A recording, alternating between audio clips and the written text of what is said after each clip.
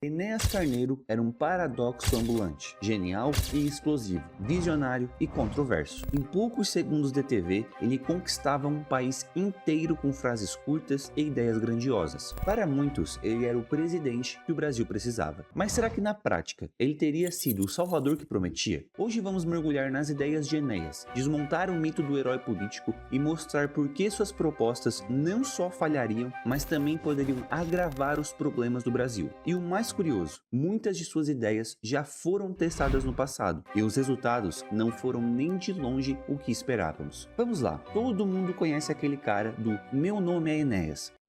Meu nome é Enéas 56.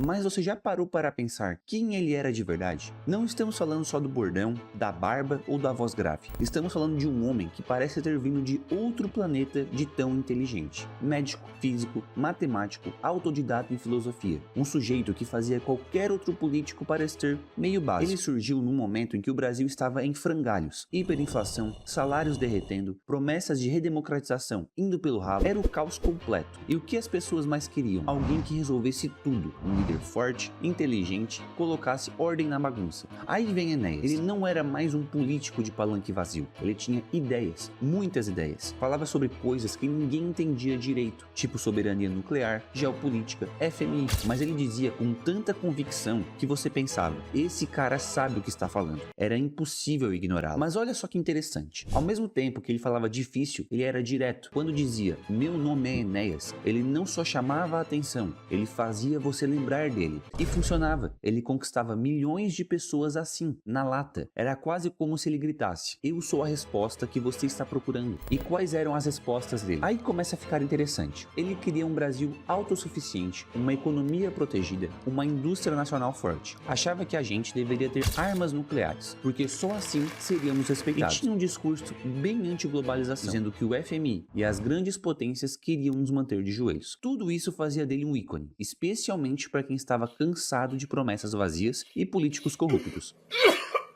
Em 2002, ele bateu recordes, tornou o deputado federal mais votado da história até então. Era o auge do fenômeno Enéas. Mas deixa eu te perguntar, já percebeu como isso tudo também é perigoso? Essa coisa de buscar um salvador, um líder iluminado que vai resolver tudo por nós? Pois é, o sucesso de Enéas não era sobre ele, era também sobre a nossa mentalidade de depender de um herói para consertar as coisas. Enéas era brilhante, disso não há dúvidas, mas algumas ideias dele, e você vai ver isso agora, eram como aquelas promessas que parecem boas demais para ser verdade. Muitas delas já foram testadas no Brasil e em outros lugares. E o resultado? Bom, não foi nada bonito. Agora que você já sabe quem foi Enéas, vamos entrar no que realmente interessa, o que ele defendia. Porque, olha, as ideias dele eram no mínimo ousadas, algumas até geniais à primeira vista, mas quando a gente coloca na balança, bom, segura que o papo vai ficar interessante. Primeiro, o nacionalismo econômico. Enéas queria um Brasil autossuficiente, sem depender de importações e influências externas. Ele dizia que a gente tinha que proteger nossas indústrias, fechar o mercado e criar um Brasil para os brasileiros. Soa bonito. Quem não quer um país forte que fabrica tudo aqui mesmo? Mas tem um problema enorme nisso. Sabe a década de 70 e 80, quando o Brasil era super protegido e nossas indústrias estavam isoladas do mundo? O resultado foi uma economia engessada, empresas ineficientes e produtos caríssimos. E sabe quem paga a conta? A gente, o consumidor. Depois temos a famosa soberania nuclear. Enéas era obcecado por isso. Ele dizia que para ser respeitado no cenário global, o Brasil precisava de armas nucleares. De dizer que o Brasil precisa construir a bomba atômica.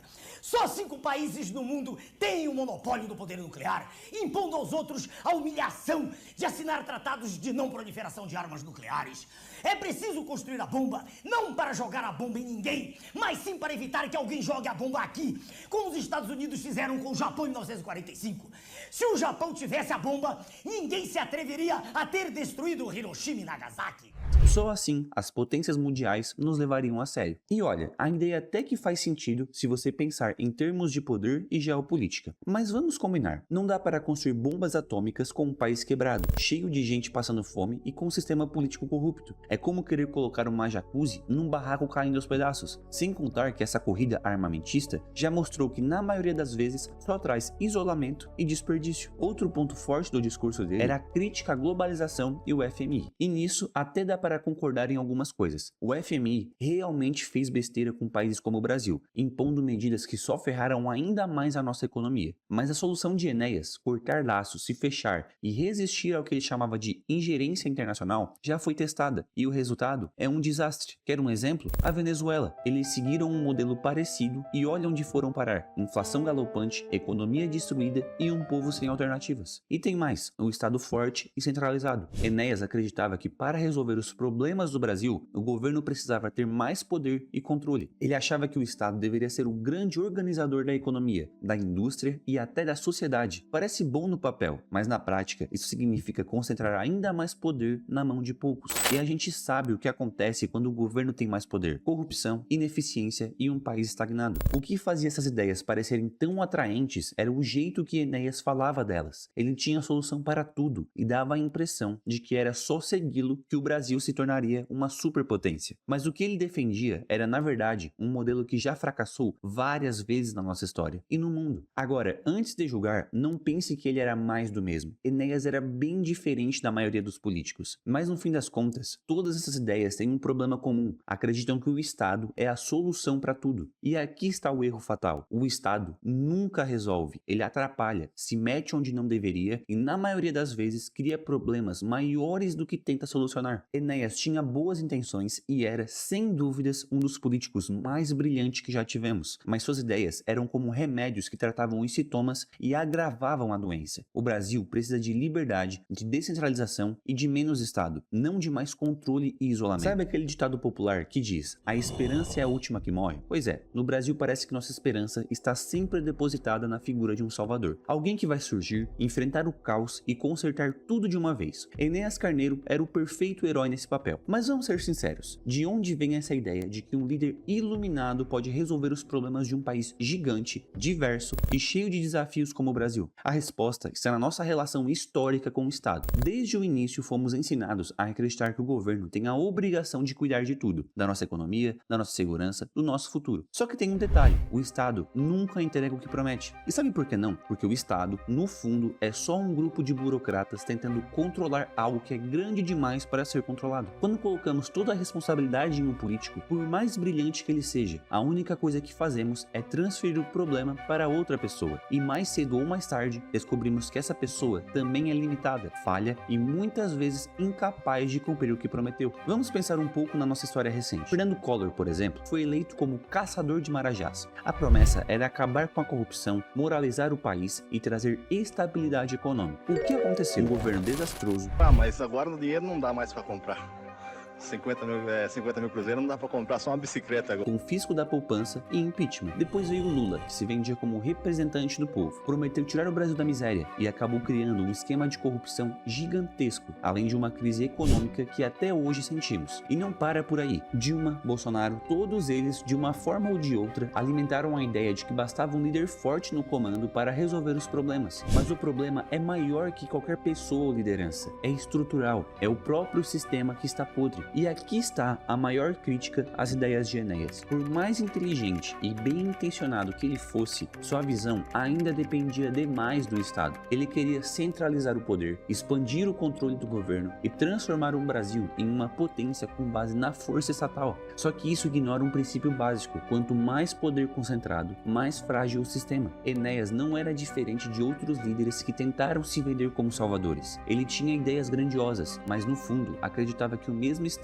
que criou nossos problemas seria a solução. Essa mentalidade é o que mantém o Brasil preso num ciclo de crises e falsas esperanças. Agora deixa eu te fazer uma pergunta: quando foi a última vez que um presidente, governador ou qualquer outro político realmente mudou sua vida para melhor? A verdade é que a mudança nunca vem de cima para baixo. Os melhores avanços na história da economia, as liberdades individuais, vieram quando as pessoas tiveram mais autonomia, não mais controle estatal. A ideia de um salvador estatal é confortável porque nos tira da responsabilidade. É mais fácil acreditar que alguém lá de cima vai resolver tudo do que assumir o papel de protagonista. Mas essa ilusão só nos deixa mais vulneráveis, mais dependentes, mais à mercê de um sistema que na prática só quer se perpetuar. Enéas não era apenas um político, ele era um símbolo do nosso desejo coletivo de encontrar alguém que nos salve. Mas sua história também é um alerta. Se continuarmos procurando heróis, só vamos perpetuar o nosso erro. A verdadeira mudança nunca virá de cima para baixo. Ela começa com indivíduos livres, com um sistema descentralizado, com menos dependência e mais autonomia. O Brasil não precisa de salvadores, precisa de liberdade. E se a ideia de um salvador estatal é uma ilusão, e já vimos que é, então o que sobra? Como sair desse ciclo de frustração, onde a cada 4 anos colocamos nossas esperanças em um novo líder que promete mundos e fundos, mas só entrega decepção? A resposta é simples, mas nada fácil. Parar de olhar para cima e começar a olhar ao nosso redor. É abandonar de vez a crença de que a solução virá do governo ou de um político brilhante e entender que o poder real está na descentralização e na liberdade individual. Primeiro, precisamos reconhecer algo fundamental: o Estado não cria riqueza, ele só administra, muitas vezes mal, aquilo que os indivíduos produzem. É um mercado movido pela liberdade e pela competição que gera progresso de verdade. Quer exemplos? Olha para lugares como Hong Kong e Singapura, que cresceram sem depender de um Estado inchado, ou mesmo os Estados Unidos em sua fase mais liberal, quando o livre mercado permitiu a ascensão de gigantes da tecnologia, medicina e inovação. É na liberdade para empreender que mora a verdadeira força de um país, não em um governo forte que tenta controlar tudo. Enéas acreditava em proteger indústrias nacionais, mas isso só cria bolhas ineficientes. O que realmente transforma economias é a competição global, que força empresas a inovar e melhorar. Quanto mais liberdade, mais resultado e menos dependência de favores políticos. Outro ponto essencial é descentralizar o poder. Em vez de colocar todas as decisões nas mãos de um presidente ou de um governo centralizado, por que não trazer o poder para mais perto das comunidades? Imagine um Brasil onde os municípios e estados têm mais autonomia, onde as soluções são criadas localmente, porque entende de perto os problemas. É o oposto do que Enéas defendia, mas é o que funciona. Países como a Suíça, com seu modelo de federalismo descentralizado, mostram que quanto mais local for o poder, mais eficiente e menos corrupto ele se torna. A salvação do Brasil, ou de qualquer outro lugar, não está no Estado, mas nos indivíduos. Não adianta querer que um político, por mais brilhante que seja, mude tudo. É cada pessoa trabalhando por sua liberdade, inovando, empreendendo, educando, que constrói um país de verdade. Essa mentalidade de protagonismo é o oposto do que nos ensinaram. Crescemos ouvindo que precisamos de um governo forte, de programas sociais, de protecionismo, mas a verdadeira força de uma nação está na liberdade de seus cidadãos e não na centralização de poder. E se tem uma coisa que podemos aprender com Enéas, é que não existe solução fácil. Ele acreditava em trabalho duro, em disciplina, em ideias ousadas, mas onde ele errou foi na confiança excessiva no Estado. Nós podemos pegar o melhor do seu espírito visionário, mas ir além, construir uma sociedade onde o governo não é protagonista, mas apenas um detalhe. O Brasil não precisa de mais um herói, precisa de pessoas livres, de um mercado vibrante e do fim da dependência do Estado. Então, o que aprendemos com Enéas? Ele foi, sem dúvidas, uma das figuras mais fascinantes da política brasileira. Um homem brilhante, cheio de ideias ousadas e apaixonado pelo Brasil. Mas no fundo, ele era uma manifestação do mesmo erro que continuamos cometendo: acreditar que o Estado e um líder forte no comando dele pode resolver nossos problemas. A verdade é que as ideias de Enéas, por mais atraentes que fossem, repetiam modelos que já vimos falhar: protecionismo, que sufoca a economia, centralização, que alimenta a corrupção, e a crença de que o poder concentrado gera progresso. A verdadeira saída está em outro caminho, que talvez Enéas não tenha enxergado: o da descentralização, do empoderamento individual e da liberdade. É nisso que o Brasil precisa apostar, não em salvadores, mas em soluções que devolvam o poder para a mão das pessoas. E agora a pergunta fica para você: quantas vezes mais vamos depositar nossas esperanças em políticos e acabar frustrados? Talvez seja a hora de parar de esperar por nossos heróis e começar a agir como protagonistas, porque a salvação do Brasil não está em Brasília, está em cada um de nós. Eu sou José e esse é o Arkham.